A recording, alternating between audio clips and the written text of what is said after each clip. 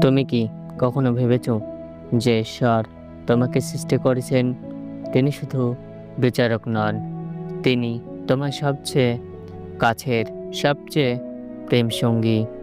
এ পৃথিবীতে আমরা সবাই ভালোবাসা খুঁজি, কিন্তু সত্যটা জানো? যে ভালোবাসা তুমি মানুষের মধ্যে খুঁজে বেড়াও, সেটা আসলে ঈশ্বর তোমার মধ্যে আগে রেখে দিয়েছেন।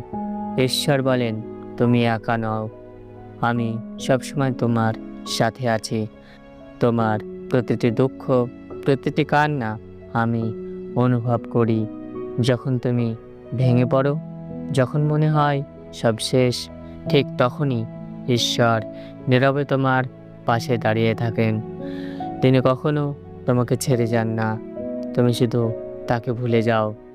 তুমি কি জানো, ঈশ্বর তোমাকে তোমার ভুলের জন্য ঘৃণা করেন না, বরং তিনি বলেন, তুমি যতবার ভুল করবে আমি ততবার তোমাকে ক্ষমা করব, কারণ তুমি আমার সন্তান।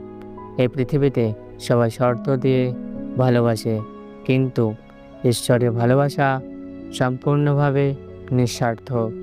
তুমি কিছু পাও বা না পাও, তুমি সফল হও বা ব্যর্থ হও, ঈশ্বর তোমাকে একইভাবে ভালোবাসেন। ঈশ্বরের কাছে তোমার পরিচয় না তোমার টাকা, না তোমার স্ট্যাটাস, তোমার হৃদয়টাই আসল। যদি তোমার মন পরিষ্কার হয়, যদি তুমি সত্য করে ভালোবাসতে জানো, তাহলে ঈশ্বর সবসময় তোমার সাথে আছেন। আজ থেকে মনে রেখো, তুমি কখনোই একা নাও, তুমি ব্যর্থ নাও, তুমি ঈশ্বরের সবচেয়ে প্রিয় সৃষ্টি। যখনই মনে হবে কেউ নেই, চোখ বন্ধ করে বলো, হে ঈশ্বর, তুমি আছো। এটাই আমার সবচেয়ে বড় শক্তি।